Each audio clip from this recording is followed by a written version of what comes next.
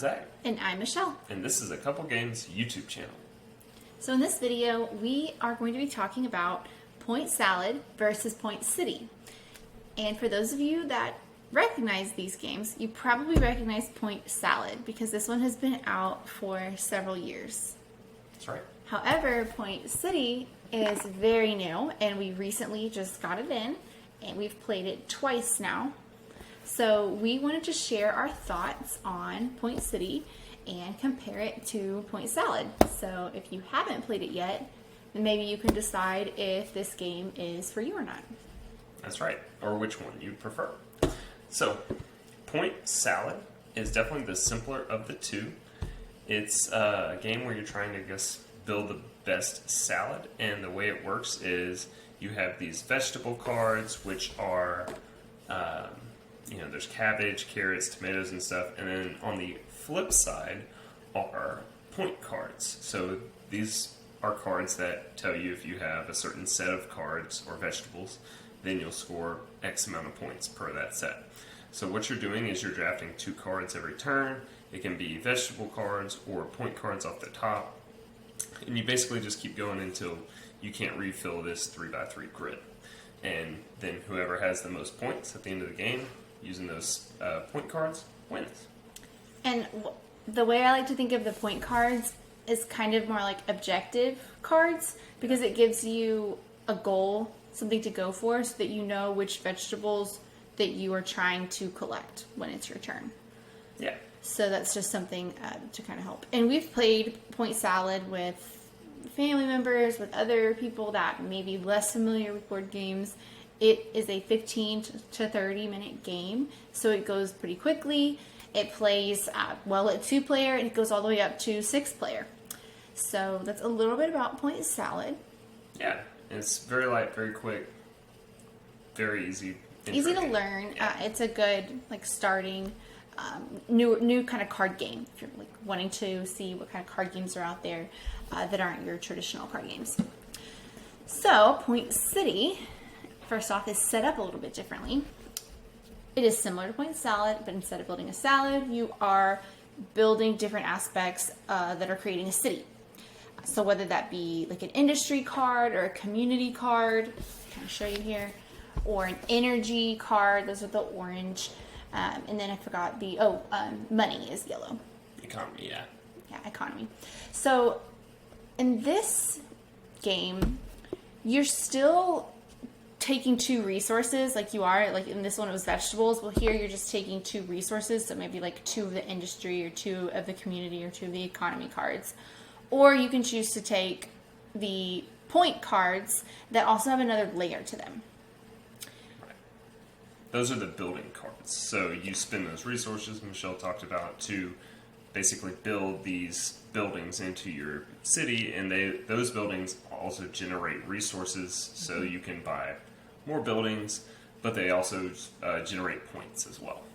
Right, so you earn an extra industry, like little wheel on those cards. If you've ever played Marvel Splendor, it's really similar to that. Mm-hmm. So once you've got your point card, it actually kind of turns into another resource, so you can get other cards more quickly. Yeah. That's the best way that I can put it. But yeah, it really reminded me of Splendor. We played the Marvel Splendor, so that's why I said that one first.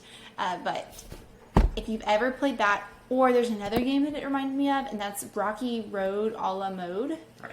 And so it's another similar game where as you get a card, because you've earned the points, you also get a resource in addition to that so that it can build on just more quickly. Like you're able to get higher worth cards faster. Yeah. Point. This one, different from those 2 games you talked about, there is a spatial relationship in the cards you're drafting. So in this one, there's a 4x4 grid, and you have to take 2 cards that are next to each other. And so you can't take, one from here, one from there. You have to strategically take them so that, you can take 2 cards. I forgot about that. Yeah, so in Point Salad, you don't have to do that. You can take two cards anywhere. Any cards. Yeah. The grid is different in this one. Did we talk about that? Yeah, this one is a 3x3, one row's point cards, and then it's a 2x3 vegetables. This one is different because it's kind of a mix of that. It's 4x4, like I said. And when you take a resource card, the next card that comes out will be a building, and vice versa. If you take a building, the next card that comes out will be a resource.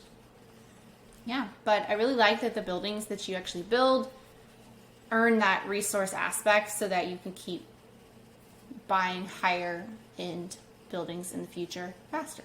Yeah, and there's also a wild resource in there too, and you start with a wild resource, so you can on your first turn build a building if you take a resource and then use that resource to build a building. This one's a little more complicated for sure. Not a lot though. It's still very entry level, but it definitely has a layer on it of strategy that this one does not. Would you agree? Yes. Yeah. Yes, I definitely would agree. I forgot about the wild resource too. That's really nice. This, especially because of the extra difficulty, you need that. I would say you don't really need a wild resource in Point Salad. I've never felt like I needed something like that as like a buffer.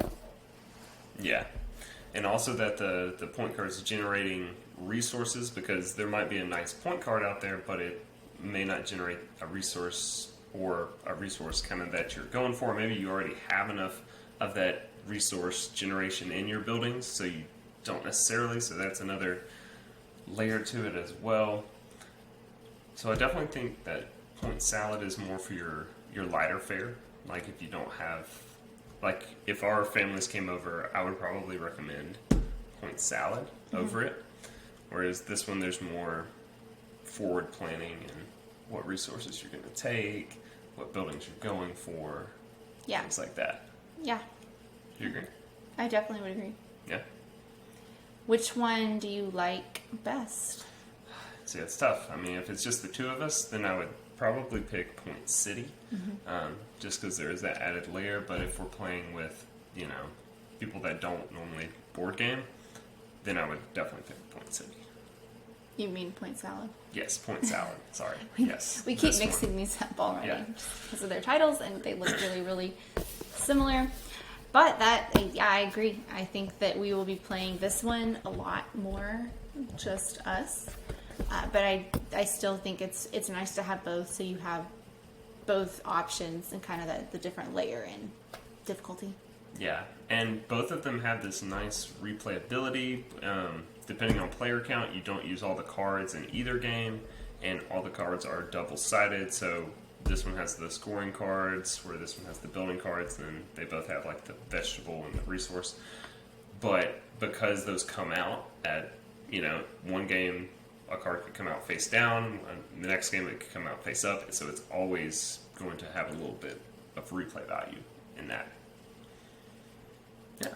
The only thing we didn't mention were the tokens. Oh, yeah. In Tokens. Point City that you can earn that are based on different combinations of building cards. Yeah, they're almost like the point cards in this game.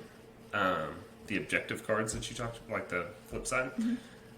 But they're tokens in Point City. And again, with that, you don't use all of them each game. You deal out a certain number, and so there's a lot of replay value there, but you're collecting different sets of buildings, and it'll score you X amount of points. Yeah. So, yeah. Which one do you like better? It's really Same the thing. same thing. Yeah. I mean, I think that our friends Matt and Sarah would really like Point City, and we play a lot of games with them, so I think they would definitely be into this one. Yeah, they I know they like Point Salad. Yeah, they've played it a lot. Yeah. If you've played Point Salad a whole lot, I think it's definitely worth it to try out Point City, because it just adds something new and kind of brings another, excitement to the game again. It's still different enough from Splendor to make it a different game. Yeah. They definitely have similar elements, but it's still different enough to enjoy them both. Yeah, I would agree with that. So, well, I think that's going to wrap it up. But until next time, I'm Zach. And I'm Michelle. And this has been A Couple Games.